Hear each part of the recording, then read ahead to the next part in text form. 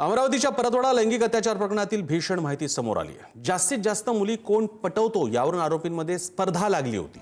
दोन मित्रांमधील वादातून पीडित तरुणींचा हा व्हिडिओ किंवा त्यांचे व्हिडिओज व्हायरल करण्यात आले। आरोपी अय्यान मुलींशी ऑनलाईन संपर्क करून त्यांना भेटीला बोलवायचा।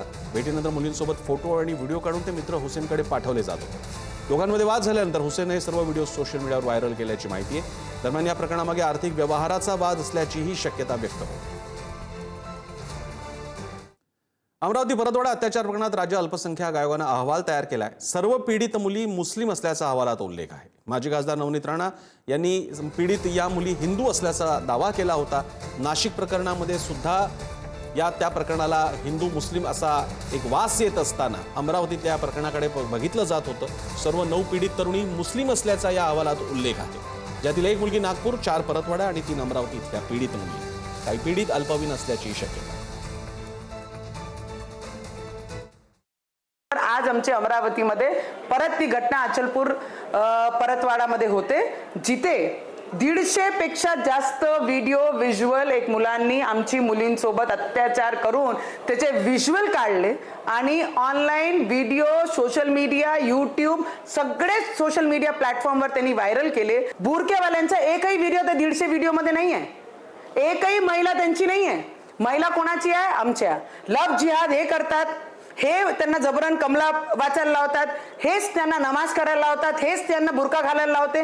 आमचे मुली आहे त्यांना, त्यांचे मुली एकही त्याच्यामध्ये दिसणार नाही। पूरी जानकारी नहीं रहने के कारण तब भी नवनीत राणा जी ने बिना प्रशासन से बात किए, बिना पुलिस से बात किए, किसी से भी बात ना किए उन्होंने दंगा भड़काने की कोशिश की और एक बयान अपना जारी कर दिया।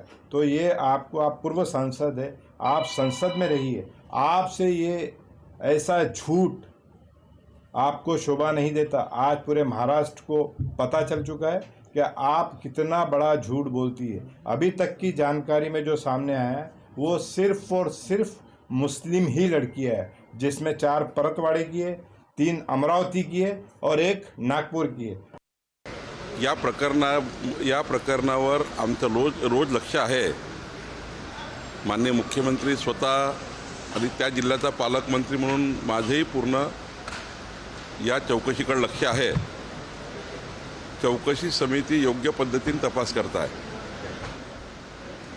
अजून कुठल्याही निष्कर्षापर्यंत जाणे कुणीही योग्य नाही आणि कुणीही या ठिकाणी अशा प्रकारचे चौकशी चालू असताना कुणी असे स्टेटमेंट करू नये, कोण कशात आहे कोण कशात आहे, किंवा मुस्लिम मुली आहे किंवा हिंदू मुली आहे असं बोलणं योग्य नाही।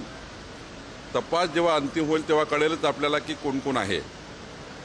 आज संभ्रमाचं वातावरण निर्माण करणे योग्य नाही, संभ्रम तयार करणे योग्य नाही, चौकशी अफेक्ट होईल असं काही स्टेटमेंट करणे योग्य नाही।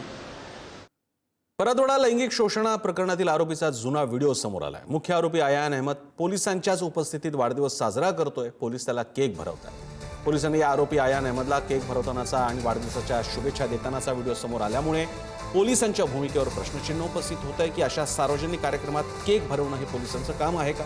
आरोपी अय्यान अहमदनं बॉस नावाचा उल्लेख असलेली टी-शर्ट घालून भर रस्त्यात फटाके फोडले। एकीकडे परतवाडा प्रकरणांमध्ये सुरुवातीला पोलिसांनी हयगय केल्याचा आरोप झाला असतानाच आता पोलीस जर का मुख्य आरोपीला केक भरवतानाचा व्हिडिओ समोर येत असेल तर प्रकरण गंभीर आहे। या प्रकरणात गृह खात्यानं सुद्धा लक्ष घालण्याची गरज आहे। आरोपी अय्यान अहमदच्या वाढदिवसात सहभागी होणाऱ्या पोलिसांवर कारवाई होणार का? महाराष्ट्रातल्या पोलिसांना अशा प्रकारच्या सार्वजनिक कार्यक्रमात भाग घेतानाच्या कोणत्या योग्य मार्गदर्शक सूचना आहेत हे समोर येणार का हा सवाल आहे।